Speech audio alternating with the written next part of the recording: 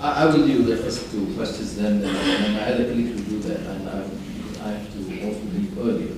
But the issue of negative campaigns, what you read in the budget, we have no alternative budget. It's in the website, it's in my blog. Our response to the new economic policy, very elaborate response. That is our plan. But what's being highlighted, that's something which is sensational. Otherwise, you know, I mean, not only does the in the name of Pakatan Rakyat, but in the name of keadilan DAP passed, the economic program, political program, you read our Pakatan Rakyat agenda, which was passed through a very long, elaborate process. Not many parties in the world have addressed meticulous issues, race, religion, in that manner, and we did. But of course, this is not sensational, therefore it's not widely circulated. So some of you should at least go to the blog, go and discuss, criticize, submit some proposal. You think we need to review or change? We're open. But to suggest that we do not have, it's not true. Look at some of the issues articulated in Parliament. Even on the issue of every single budget, like this budget next 2 weeks. What we do is to have to lay the foundation work, not only in criticizing, because it's important to criticize, but people have to know why do you want to have an alternative budget? Because there are flaws in the present budget. So the criticism is very, very essential. But we do have them. Is it elaborate enough, complete enough? I can see. We should be open to views, criticism, and suggestions. Issue shadow cabinet has been addressed.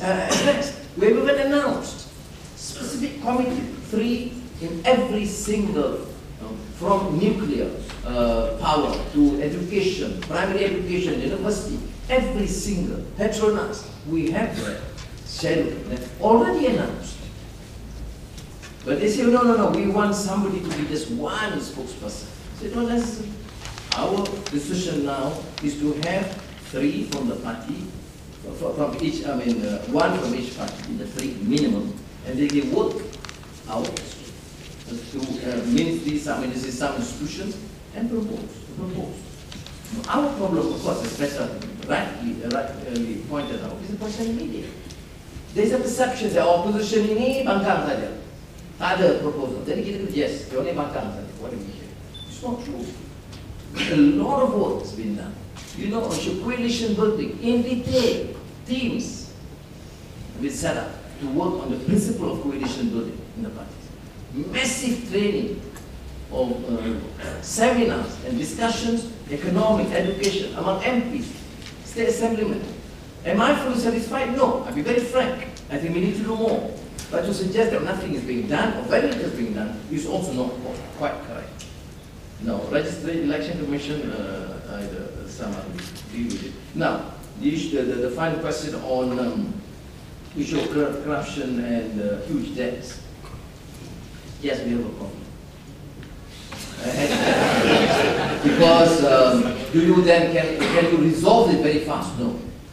You see the UK budget, a past administration that has caused this massive the most bankrupt country for £1 trillion have to be dealt with by the new administration. Therefore, do not delay the change. Make sure that we win the new administration.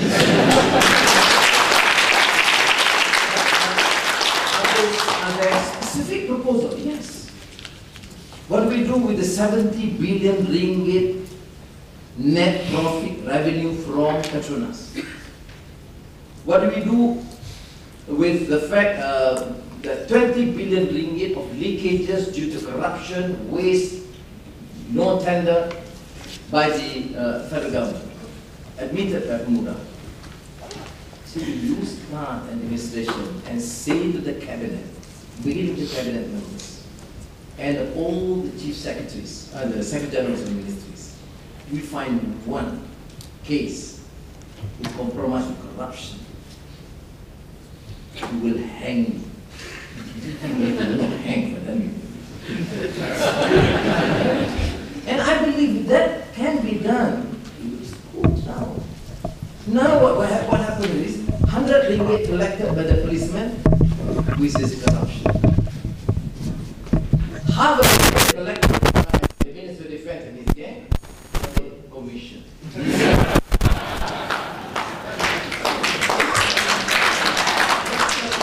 So if the question leadership now, that is why I said from the 5 states, now 4 states, with all the limitations, criticism, passé, Tulai, whatever, you know, all approvals to them.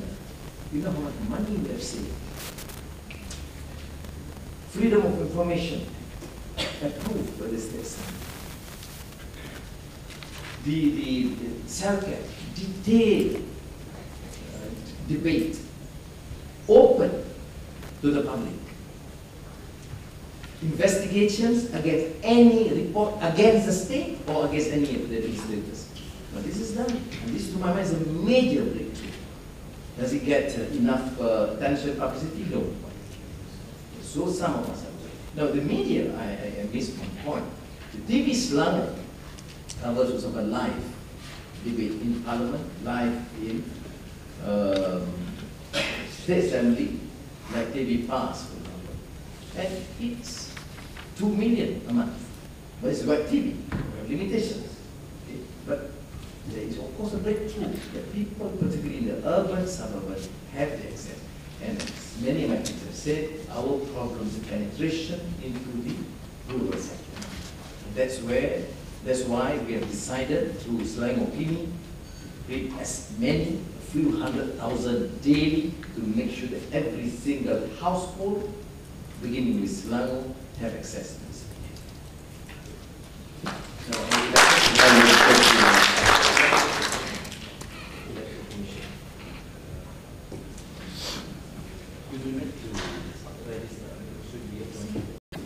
Excuse me, sorry. Before you let another question go by, Dato' Sri, you sort of sidestepped the questions that I actually asked.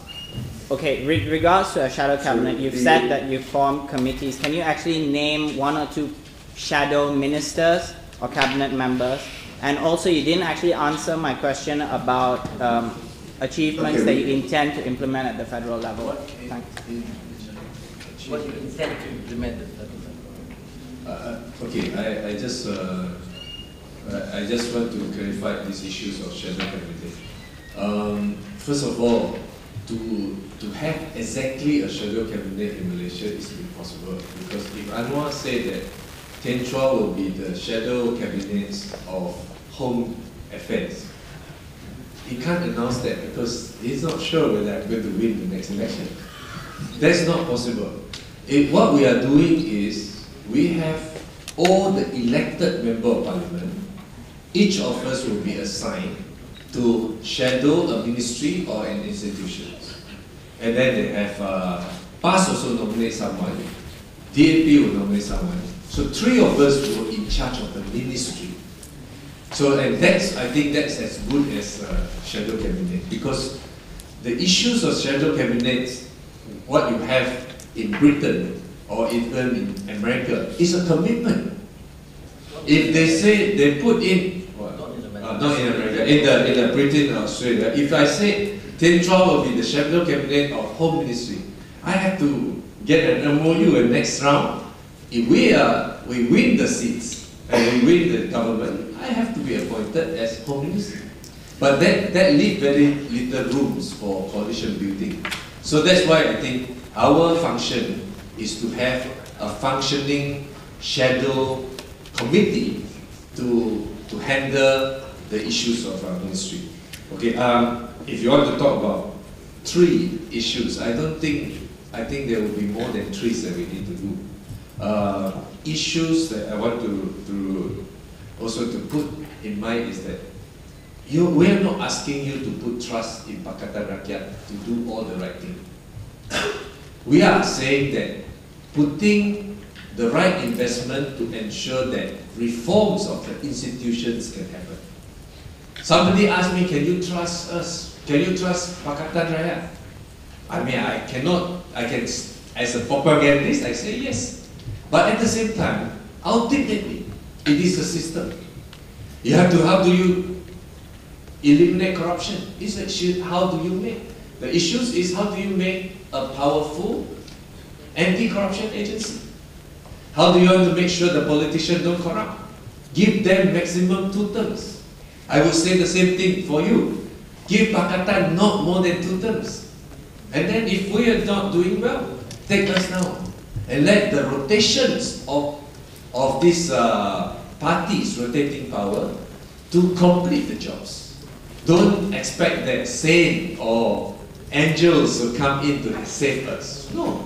We are talking about creating a system. Only with check and balance, only when the politicians are aware that if they lose power, they will be punished for their crime, then you can ensure that they are clean and they will do the right things. So continue, I also will say that many other demands will be negotiated, continues to be pushed forward by the civil society. The priorities come from civil society because Pakatan Rakyat is the voice of the civil society. We come into power. If people say that corruption is the #1 agenda and we must resolve it tomorrow, that will be the issues that we resolve. If someone says greenhouse is the major issues, which I'm not sure whether, but then that will be the issue. I think the agenda is in our hand. It is not in the hand of only the opposition party, but it's with the people. Thank you. I think Robert wants to finish short. Thank you.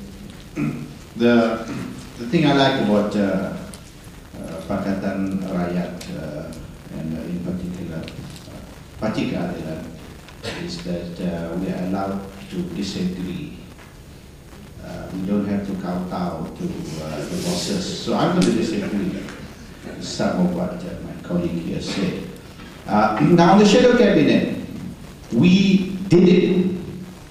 We have done it in 1999 when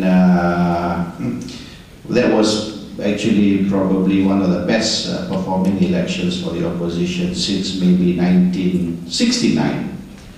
So it took 30 years for the opposition to repeat its performance. And shadow cabinets were created in 1999. I was a member of one of the shadow cabinets, and the shadow cabinet was media. And the late Rustam Sani was actually in charge of the media.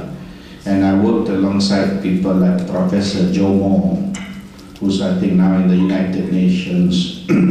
And yes, we had finance minister, we had information minister, we had health minister. I think Dr. Xavier, I think, was a health minister. And, or was it Dr. Hatta? And the shadow cabinets were functioning. We had committees and we had weekly committee meetings. Now the purpose of the shadow cabinet then was to shadow the cabinets, follow the cabinets that were in existence, the Barisan National cabinets, and see what they were doing, see whether they were doing their job, try to catch them not doing their job. And we go to Parliament and we whack them in Parliament. And I personally was in charge of preparing a lot of Parliament questions, and we were feeding our members of Parliament. I think we had 47 or 45 members of Parliament at that time, on the highest number, and it dropped to like 20 the following election. So we were very active. And in 2004, Barisan Nasional gave a sigh of relief. He says, shh, at last. You know, the last 4 years were terrible, you know. We couldn't rest. I mean, we had to be on our toes and so on. So yes, it can be done. And we have been saying this for a long time. We urge Pakatan Rakyat to reactivate, resurrect its shadow cabinets. And it's something that we successfully did. I was part of it, and I know it can be done, you know. And on corruption, the second issue. What's wrong? Even though Pakatan Rakyat is not yet the federal government, what's wrong for Pakatan Rakyat to table reforms, amendments to the Anti-Corruption Act now?